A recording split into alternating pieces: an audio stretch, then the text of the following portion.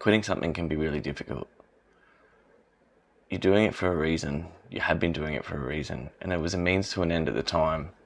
But you get to a point in your life where you think, I don't want to do this anymore. I don't need this in my life. I don't want it in my life. It might have worked at first, but after a while it starts to become diminishing returns and detrimental to your life. So for example, if you're quitting weed, you might do it at the start for a reason, and it gets you to a certain point, because we do things like that to move away from pain and towards pleasure, or at least a perceived pain and a perceived pleasure. It gives us a band-aid, a solution to something that we're trying to solve at the time, and it gets to a point where that solution doesn't work anymore because the adverse effects of it just outweigh any good that it brings. So there's a lot to it if you want to quit. There's an identity piece, there's trauma healing and all sorts of stuff that's got to sort of slot in together at the same time to really make it stick.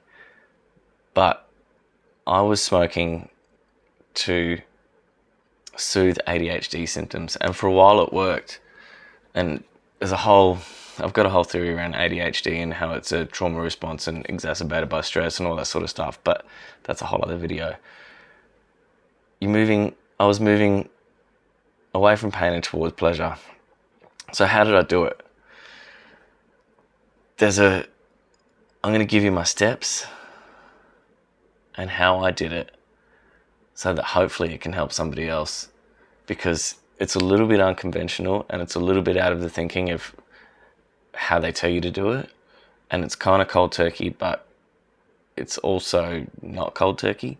So when you're trying to quit something, especially if it's been part of your identity or part of your life for so long, something in your ego thinks that it's dying. It can't let that go because a part of that ego is dying, and your ego won't allow for that.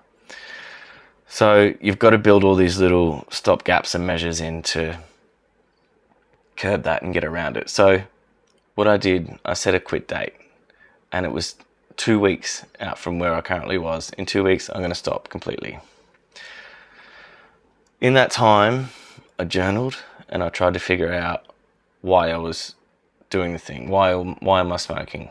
What is it about weed that I'm getting out of it? And when I first started journaling, it was surface level stuff. So it was, I smoke because I enjoy it. And when you're at that level consciously, your brain says, well, if you enjoy it, why are we stopping?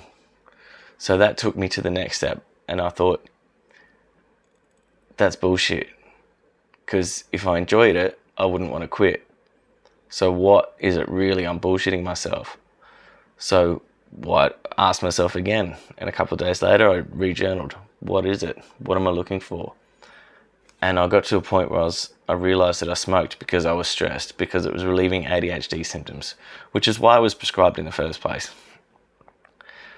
I thought it was to help me sleep, but then I realized what I was really looking for was relief from stress, an escape, something to take me out of where I was. And so that's where the identity piece comes in. So I had to replace that with something else. So I had to replace the stress management with, instead of doing a substance, it was exercise, meditation, journaling, processing my feelings properly, all that sort of stuff, which I could do another video on.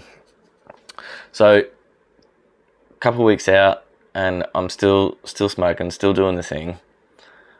And then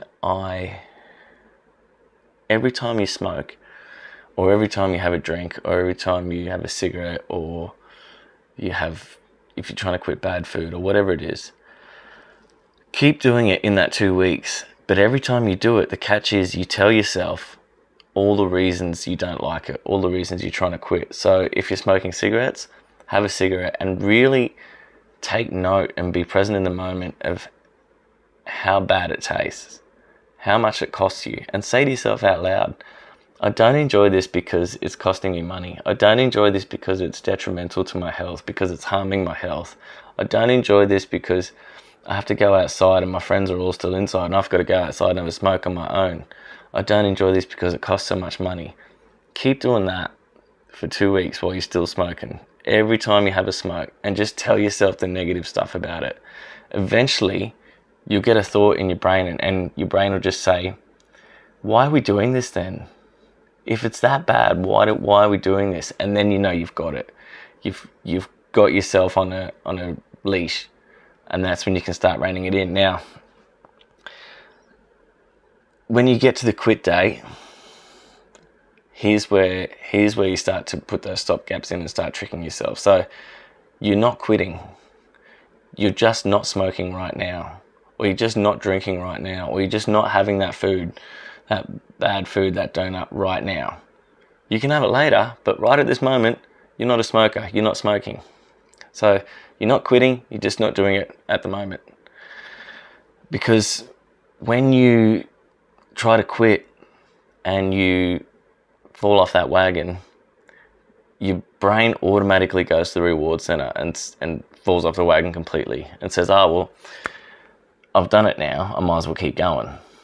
So you want to put that stopgap in and say, okay, I'm just not doing it right now. If you do, say you start on a Monday and you go, Monday is the day I'm quitting, take it day by day. And if you get to Wednesday and you can't go another second without having a smoke, without having a drink, have one. Because it gives you that space to be able to go, okay, I've gone 2 days. I'm going to have a little bit now, but then I'm going to stop again tomorrow and take it day by day. And you might not even have that one on the Wednesday. It might be enough where you tell yourself, I could have one if I wanted to, because that's within the rules. Keep doing that. And if you fall off the wagon, that's okay. Try again tomorrow, but you've got to start again tomorrow. You've got to start again the next day. You can't keep going. You've got to say, okay, I fell off the wagon today. That's okay, because I allowed that into my plan. So Monday I stop. Wednesday I might have one. Thursday I stop. Friday I stop. Saturday I stop. Sunday I might have one. Gets longer and longer, and as it spreads out, that's when you start taking down the chemical what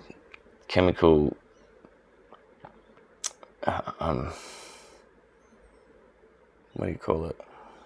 Whatever it's called, the chemical addiction to it. And that's pretty much it. So, journal. Set yourself a date 2 weeks out. Journal about it. Figure out why you do it, and find ways to get around that. Set yourself a quit date, and tell yourself up to that date all the reasons why you don't like it. Number 3, stop. You're not doing it. You're not quitting. You're just not doing it right now. 4, give yourself space to be able to take it up for a day if you have to, just to relieve that pressure and those symptoms. And be okay with yourself if you do fall off the wagon, because it's the guilt and the shame of, oh, I was trying to quit, and you get hard on yourself. That's where it really messes you up. But if you're like, no, I allowed this into the plan, I worked this in, your brain starts going, okay, yeah, cool. Okay, so we can stop again tomorrow because we might have one on Friday. So you're sort of getting in front of your brain and tricking your brain. And then just take it one day at a time, 5 minutes at a time if you have to. I've just got to get through the next 5 minutes. I've just got to get through the next 5 minutes. That's all you have to do, 5 minutes. And if you can do 5 minutes, you can do the next 5 minutes. If you can do the next 5 minutes, you can do the next 5 minutes.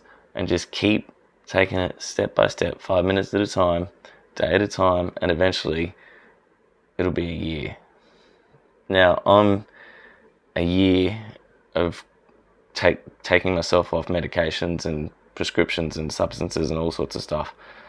It still comes up for me where I feel like going back. And it's easy to move past those cravings because I know it's just a piece of my identity that's trying to come back in the programming that I put into myself over those years. There's other ways to deal with it, and I process emotions properly and all that sort of stuff, but I can tell you, yeah, over a year later, and it still comes up. So the first 3 weeks, the first 3 days are the hardest. You get through 3 days and it starts getting easier. The first 3 weeks are the hardest. You get through 3 weeks and it's easier. So the first 3 days really suck. The first 3 weeks really suck. After about 3 weeks, you start to reprogram your brain. You start to except your ego realizes that you didn't die from trying this, from not doing this thing, and you start to relax into it, and it gets easier and easier. If you have any questions, comments, anything, I'll probably need to do a few videos on this because there's a bit to it, but you got this.